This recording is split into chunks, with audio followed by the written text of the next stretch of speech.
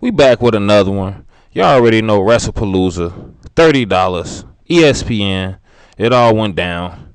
Let's just jump right into it real quick. What was the first match they had? John Cena versus Brock Lesnar. And what happened with that match? Brock Lesnar won the match, and then after the match, he came back into the ring and hit the referee and John Cena with an F5. Yeah, so who ended up winning that match, though? Brock Lesnar. Brock Lesnar?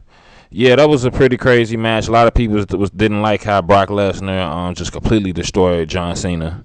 But what was the next match they had that night? The Usos versus The Vision, Braun Breaker and Bronson Reed. What happened with that match? Jey Uso got busted open, and then Braun Breaker put both of them through like a side table on the ring post or something, turnbuckle. And then after that, Bronson Reed had caught Jimmy with a tsunami to win the match. So who won? The Vision. The Vision.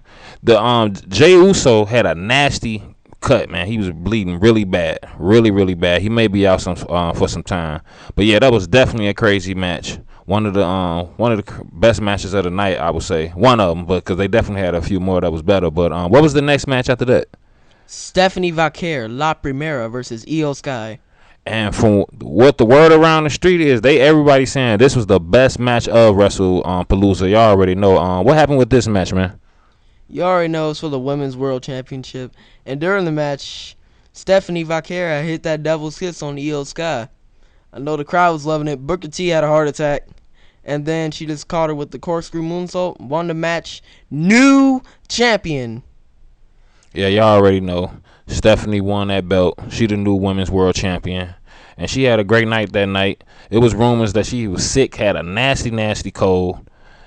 She was really ill, and she might have had to been pulled out of Wrestlepalooza, but she had got some medicine in, drunk her water, healed up, and she was able to make the match and win that belt. So shouts out to her. What was the next match after that? Becky Lynch and Seth Rollins versus AJ Lee and CM Punk in a mixed tag match. What happened with that match? It was a point where Becky Lynch had threw AJ Lee to the other announce table. There were two announce tables, while CM Punk and Seth Rollins were on the other announce table, and all three of them had went through the table, and they say that AJ Lee suffered kind of like an injury from that. So who won the match? AJ Lee managed to tap out Becky Lynch. So AJ Lee, CM Punk, they got the victory. AJ Lee, that was like the first match she won in 10 years or something like that. So that's real good for her, being up there with her husband, claiming that victory. And what was the next match? Last match of the night. What was that? The main event: Cody Rhodes versus Drew McIntyre for the undisputed WWE Championship. What happened with that match?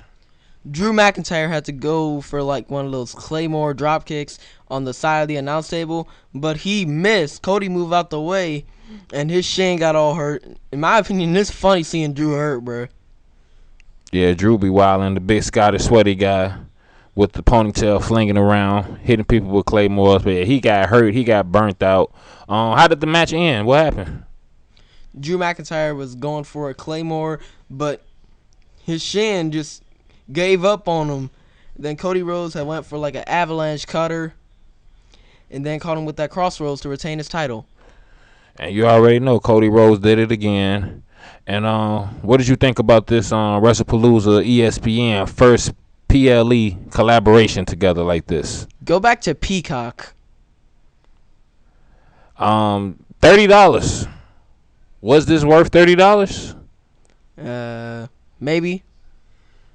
Yeah, it was a big event, y'all. I like the colors. I like the arena. I think they could have had a few more better matches, though.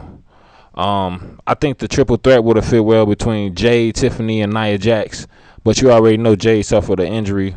Tiffany suffered an injury when she went against Jay Cargill in that one-on-one. But Wrestlepalooza, y'all already know. How y'all feel about this ESPN collaboration?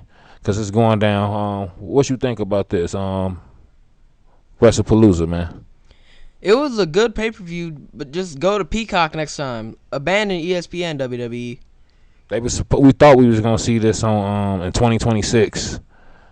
this be the start of the ESPN, but no, they kicked it up right now. So the next pay per view, I think Crown Jewel will be on ESPN as well. So get ready to pay y'all $30 every month. Message of the day. Logan Paul made a call before going to the mall to buy a ball.